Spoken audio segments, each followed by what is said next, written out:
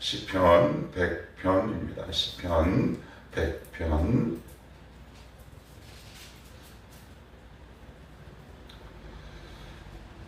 자, 우리 다 같이 한 목소리로 1절로부터 5절까지 한 목소리로 합독하면서 봅니다. 시작. 온 땅이여 여호와께 즐거운 찬송을 부를지어다. 기쁨으로 여호와를 섬기며 노래하면서 그의 앞에 나아갈지어다. 여호와가 우리 하나님이신 줄 너희는 알지어다. 그는 우리를 지으시니요 우리는 그의 것이니 그의 백성이요 그의 기르시는 양이로다. 감사함으로 그의 문에 들어가며 찬송함으로 그의 궁정에 들어가서 그에게 감사하며 그의 이름을 송축할지어다. 여호와는 선하시니 그의 인자하심이 영원하고 그의 성실하심이 대대 이르리로다. 아멘. 예, 시편 100편은 아주 꽤 유명한 시입니다. 교동문에도 실려있고, 그리고 예배를 시작할 때 이 시편 100편을 저도 많이 인용을 했고, 또 다수의 교회들에서도 시편 100편을 자주 언급하거나 인용을 하죠. 여기 보시면 표제가 감사의 시 이렇게 되어 있습니다. 예, 말 그대로 감사의 시인데, 그럼 언제 썼던 거냐? 포로기 이후요. 성전 재건할 때 백성들이 그 이후에 성전 제사에 사용됐던 노래로 이제 보통은 알려져 있습니다. 제가 꼭 배경을 말씀드리지만 시편을 보시면 포로기 이후에 기록된 시들이 꽤 많습니다. 꽤 많이 있다 싶어요. 자, 그러면 그들은 뭐가 감사했고 어떤 것을 갖고 하나님을 노래했는지 이렇게 보시면 1절로부터 5절까지 보시면 반복되는 단어가 있습니다. 뭘까요? 오늘의 문제, 오늘의 수수께끼. 무슨 말이 반복되나요? 제가 읽어볼게요. 찬송을 부를지어다. 2절 끝에 나아갈지어다. 3절 앞부분에 너희는 알지어다. 4절 송축할지어다. 부탁형, 권면형, 아니면 명령형. 세 가지 가운데 뭔가요? 명령형입니다. 명령형. 하나님은 굉장히 지금 단호하게 명령하고 계시는 거예요. 왜냐하면 이 네 가지 명령 사항이 우리의 신앙이 굉장히 필수적인 것이기 때문에 그렇습니다. 하나님은 그냥 명령하시지 않습니다. 우리에게 필요하고 우리에게 꼭 유익하기 때문에 하나님은 지금 명령하고 있습니다. 자동차로 얘기하면 브레이크, 핸들, 이거는 옵션이 아니죠. 썬루프는 옵션입니다. 그러나 그건 있어도 되고 없어도 되는데 엑셀과 브레이크는 선택의 여지가 없는 거예요. 그건 없으면 자동차가 굴러가지 않죠. 요 네 가지 항목들은 성도의 삶에 있어서 반드시 있어야 되는 것이다. 그래서 명령형으로 말씀하셨다. 자, 그러면 어떤 항목을 갖고 하나님은 명령하셨을까? 자, 1절을 보시면 온 땅이여 여호와께 즐거운 찬송을 부를지어다. 찬송을 부를지어다. 찬송을 지금 명령하고 계신 거예요. 자, 그러면 이제 조금 더 세밀하게 살펴볼게요. 2절 기쁨으로 여호와를 섬기며 노래하면서 그의 앞에 나아갈지어다. 2절 맨 앞에 어떤 단어로 시작되냐면 기쁨이란 단어가 이렇게 나옵니다. 이게 무슨 이야기일까요? 하나님을 섬기는 것은 의무가 아니라 권리요 기쁨이라는 이야기입니다. 예를 들어 보겠습니다. 우리가 잘 알고 있는 소위 탕자의 비유에 나오는 누가복음 15장에 보시면 두 아들이 있는데 한 명은 나가고 한 명은 아버지 앞에서 묵묵히 일하잖아요. 그러던 어느 날 이 나갔던 탕자가 허랑방탕하고 아버지로부터 받은 모든 소유와 재산을 다 잃고 집에 돌아오니까 아버지가 가락지를 끼우고 잔치를 여는데 그 잔치 여는 소리가 꽤 크죠. 그랬더니 일하고 들어오는 그 아들의 귀에 잔치 소리가 들려서 종에게 물어봅니다. 이게 무슨 이야기냐? 그랬더니 지금 아들이 돌아와서 잔치하는데 지금 되게 한번 가보시겠어요? 그랬더니 그 이야기를 들은 아들이 노하여라는 표현이 나옵니다. 그리고 아버지에게 이렇게 따지죠. 아버지, 저는 아버지를 떠난 일도 없고 아버지가 한 말도 어기지 않고 다 했는데 왜 저에게는 요만큼의 재산도 주시지 않으십니까? 라고 분노를 표출합니다. 그랬더니 아버지가 이렇게 얘기합니다. 얘야, 내 것이 곧 네 것이다 라고 얘기합니다. 이게 뭘까요? 무슨 이야기일까요? 그의 신분과 정체성은 아들인데 그는 종처럼 살았다는 얘기죠. 종의 특권이 뭔가요? 종하면 떠오르는 게 기쁨인가요? 아니면 권리와 의무인가요? 의무죠. 의무가 뭐라서 기쁨은 없었어요. 늘 그는 뭐뭐를 해야만 한다라는 책임감만 갖고 있었지. 하나님을 섬기는 것은 책임감도 때로는 필요합니다. 그러나 우리의 신앙의 중심에는 권리요 기쁨의 의식과 마음이 없으면 하나님을 섬기는 일이 굉장히 힘들고 어렵습니다. 물론 목회를 하다 보면 힘든 일이 있죠. 근데 목회만 그런가요? 세상사 다 똑같습니다. 그러나 하나님을 섬길 때 내 안에 지금 기쁨이 뭔가 사그라진다. 내가 지금 주신 사명을 내가 그냥 의무로만 감당한다 그러면 이거 오래 못 갑니다. 그 주시는 하나님이 주시는 그 독특한 기쁨을 순간순간 맛보지 않으면 우리는 나에게 주신 사명과 그 소명을 감당하기 어렵죠. 그래서 오늘 하나님은 뭐라고 말씀하시냐? 기쁨으로 노래하면서 그의 앞에 나아갈 지어다. 명령해요. 너 오늘 나 섬기는 게 너에게 기쁨이 되고 있니? 의무니? 아니면 권리니? 다시 한번 우리의 신앙을 돌아보면 좋겠다 싶습니다. 왜 나는 신앙이 재미없을까? 물론 신앙이 항상 재밌진 않지요. 그러나 전체적인 기운과 내 신앙의 지금 흐름이 나에게 뭔가 무거운 책임감으로만 느껴진다면 우리는 거기서 한 걸음 더 나아가야 할 이유가 있어요. 왜요? 그 속에서 주시는 기쁨이 있거든요. 그 속에서 주시는 하나님의 기쁨의 특권이 있어요.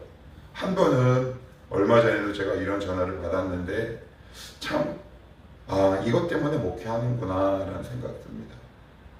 어떤 친구가 아주 오랜만에 전화해서는 평소에 전화를 거의 안 하던 친구인데 몇 년 만에 전화해서 목사님 예전에 목사님 뭐 훈련시켜 주시고 뭐 이런저런 이야기를 이렇게 쭉 하는데 그때 내가 참 힘들고 외롭고 괴로웠지만 잘했구나라는 보람이 있고요. 기쁨이 느껴지더라고요. 오늘 이 본문을 통해 하나님은 우리에게 이렇게 묻고 계십니다. 얘들아, 내 사랑하는 성도들아, 너는 지금 나를 섬기는 것이 너에게 기쁨이 되고 있느냐? 왜요? 의무감으로만 나오면 하나님을 깊이 만나기가 어렵기 때문에 그래요.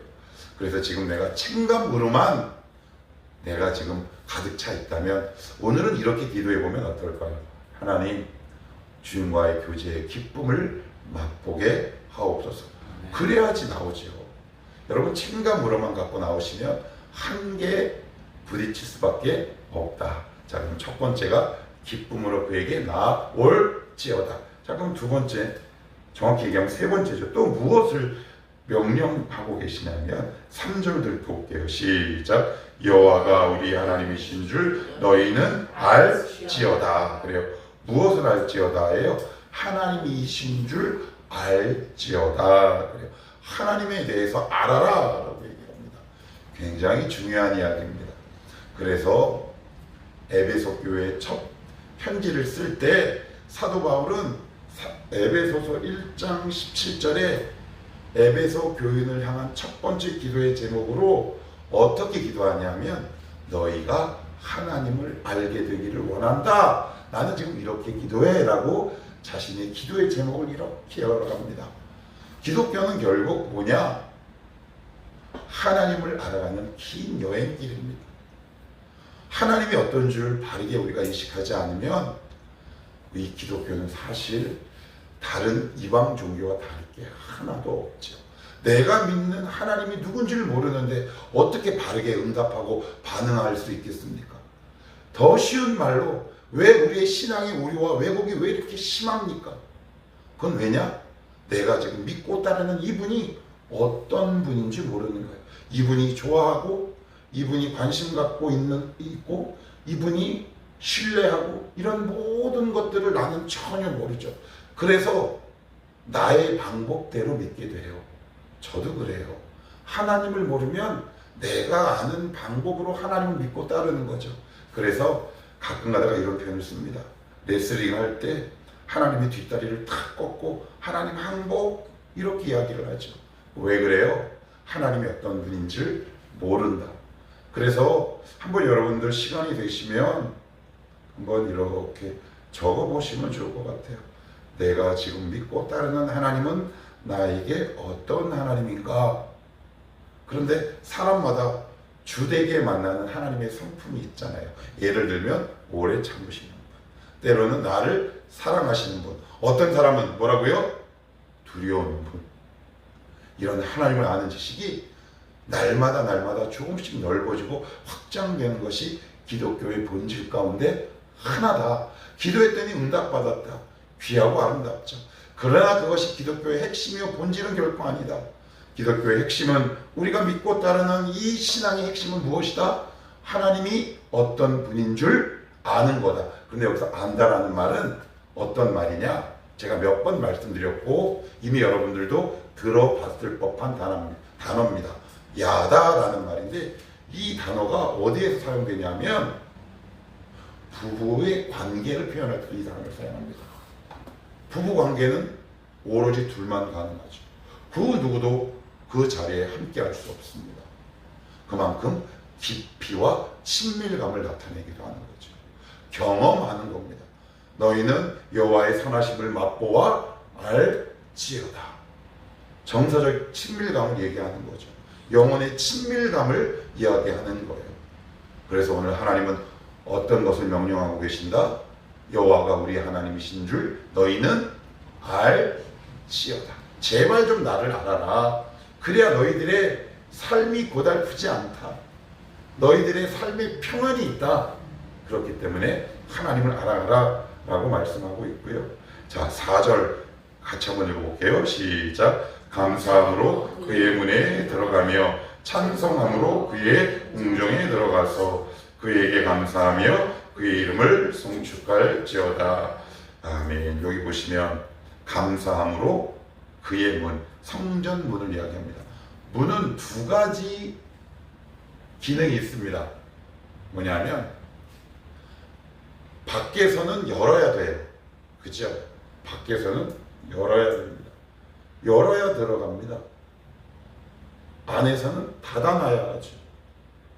그런데 이 찬양은 성전 문으로 들어갈 때 이 찬양을 불렀답니다. 의미가 있는 거예요. 무슨 이야기인가요?